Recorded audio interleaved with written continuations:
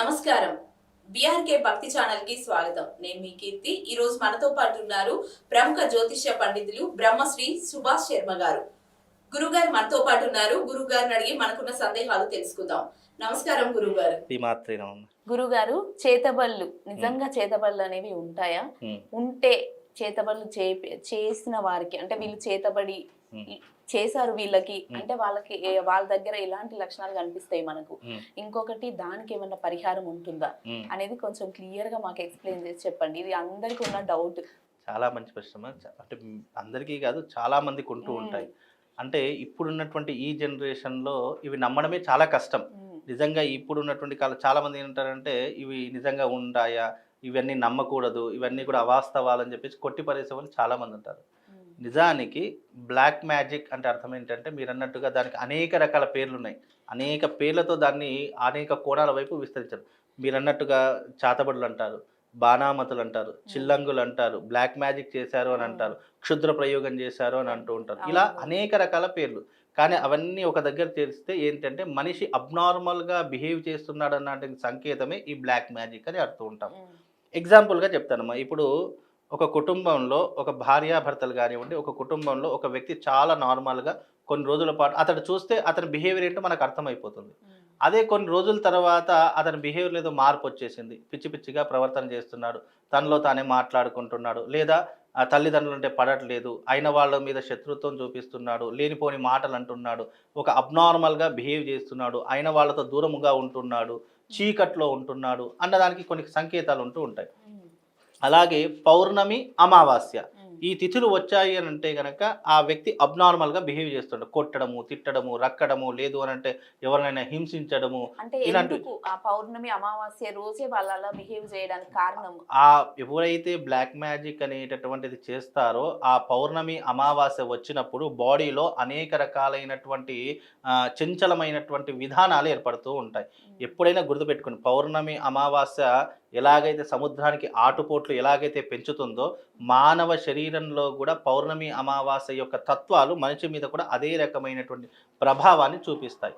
ఎగ్జాంపుల్గా పౌర్ణమి వచ్చిందనుకోండి, చంద్రమా మనసో జాతః అంటే ఏంటి, చంద్రుడు మనస్సుకి కారకుడు. కాబట్టి పౌర్ణమి వచ్చిందంటే మనస్సు కానీ, ఆలోచనలు కానీ, బుద్ధి కానీ అసలు ఏం చేస్తున్నామో కూడా తెలియదు. అంతెందుకండి, ఇప్పుడు నేను ఏం చేస్తున్నానో తెలియదు అని అనుకున్నాం అనుకోండి, ఏమవుతుందంటే నేను అబ్నార్మల్గా బిహేవ్ చేశాను, కొంతసేపటి తర్వాత నేనా ఇవన్నీ చేసిందని మనలోని మనమే అనుకుంటూ ఉంటాం. అంటే ఇవన్నీ ఏంటి అంటే మన సైన్స్ భాషలో చెప్పాలంటే మైండ్ కంట్రోలింగ్. అలాగే మన సైన్స్ భాషలో చెప్పాలంటే ఒక వ్యక్తిని మనం కంట్రోల్లో, మన ఆధీనంలో పెట్టుకున్నాము అనేటటువంటిది ఇప్పుడు ఉన్నటువంటి భాషలో చెప్పాలంటే. అయితే ఇవన్నీ ఎందుకు వెళ్ళాయి అని అంటే కనుక దీని మూలం తెలుసుకోవాలి.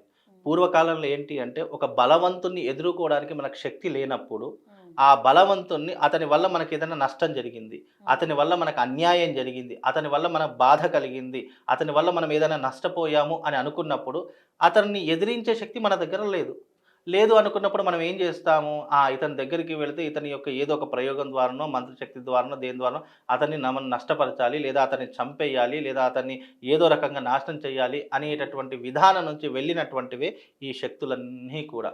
అప్పుడు ఆయన ఏం చేస్తారంటే ఇతన్ని ఎలాగైనా మనం చాతబడి చేయాలి, అతని శరీరం మొత్తము బక్కచిక్కిపోవడం కానీ, అతని రూపురేఖలు మారిపోవడం కానీ ఇలాంటివి చేయడం ఒక పద్ధతి. అలాగే అతని శరీరంలో అబ్నార్మల్గా బిహేవ్ చేయడానికి ఒక పద్ధతి.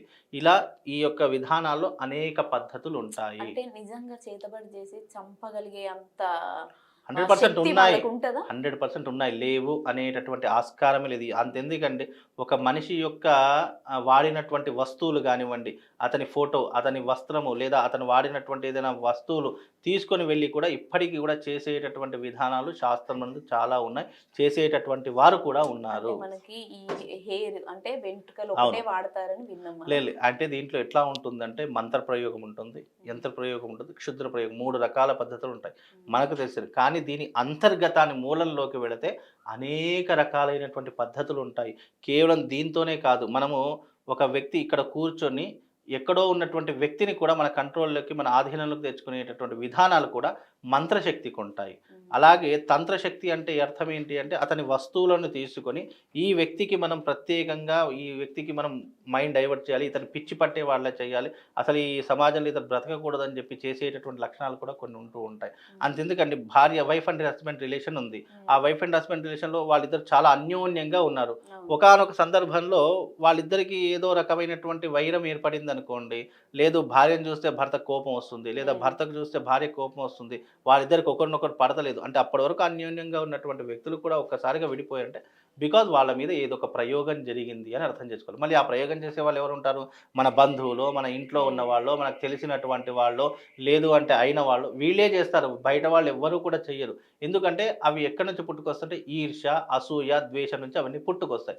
పుట్టుకొచ్చినప్పుడు ఏమవుతుందంటే ఆ వ్యక్తిని ఎలాగైనా నాశనం చేయాలి, లేదా అతని దగ్గర నుంచి ఏదన్నా ఒకటి తీసుకోవాలి, అతని డబ్బు దోచుకోవాలా, లేదా అతను నా వశం కావాలా, ఇలాంటి అసూయ, ద్వేషం నుండి ఇవన్నీ పుట్టుకొని వస్తాయి.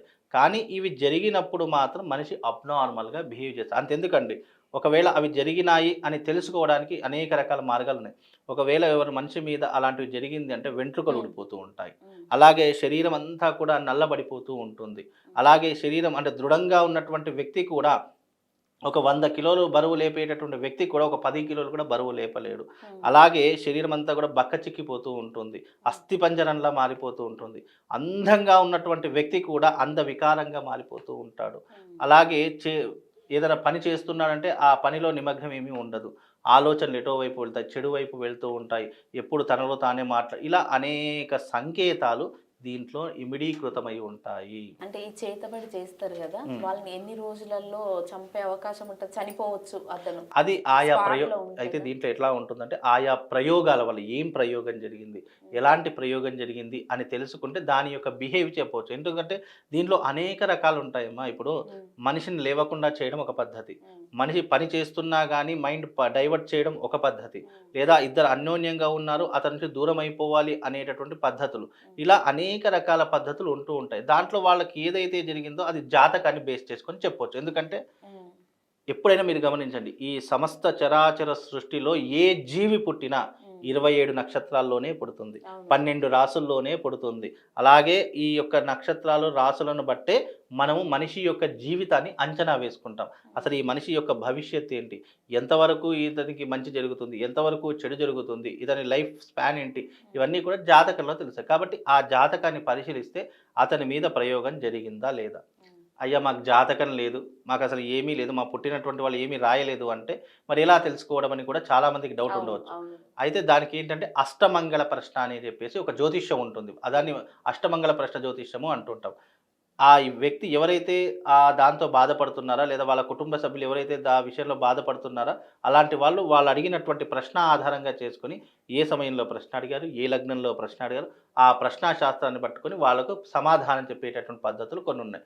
బికాజ్ అవన్నీ కూడా జాతకాన్ని బేస్ చేసుకొని, వాళ్ళు అడిగేటటువంటి ప్రాబ్లమ్ని బేస్ చేసుకొని సమాధానం చెప్పడం అయితే ఉంటుంది. ఇంకొకటి గురుగారు, ఇప్పుడు అతనికి చేతబడి చేశారు కదా, అవును. చేసిన వ్యక్తికి తెలిసింది ఆయనకి, అవును. దానికి పరిహారం అనేటివి అనేక రకాలుగా ఉన్నాయి. మన దానికి క్షుద్ర ప్రయోగాలు ఉంటాయి, మంత్ర ప్రయోగాలు ఉంటాయి, తంత్ర ప్రయోగాలు ఉంటాయి, యంత్ర ప్రయోగాలు ఉంటాయి. అంటే అవి చేసిన తర్వాత ఏ రకంగా దానికి నిర్మూలన చేయాలి, ఏ రకంగా ఆ ప్రయోగం చాలామంది కొంతమంది మందులు పెడుతూ ఉంటారు, మరుగు మందులు అని ఉంటాను. అంటే ఒక వ్యక్తి మనం చెప్పినట్టు వినడానికి అతను తినేటటువంటి ఫుడ్లో కానీ తను తినేటటువంటి ఆహార పదార్థాలను మరుగు మందు పెట్టారు అని అంటూ ఉంటారు. దానికి ఏ రకంగా పరిహారం చేసుకోవాలనేది ఒక రకమైన పద్ధతి ఉంటుంది. లేదా ఒక వ్యక్తి మీద మంత్ర ప్రయోగం జరిగింది, మనం చెప్పినట్టు వినట్లేదు, అంతెందుకు తల్లిదండ్రులే ఉన్నారు, ఇన్ని రోజులు నా కొడుకు నేను చెప్పినట్టు వినేవాడండి, ఇప్పుడు అస్సలు నేను చెప్పిన మాట వినట్లేదు. చాలా చక్కగా వివరించారు. ధన్యవాదాలు గురుగారు. శ్రీమాత్రే.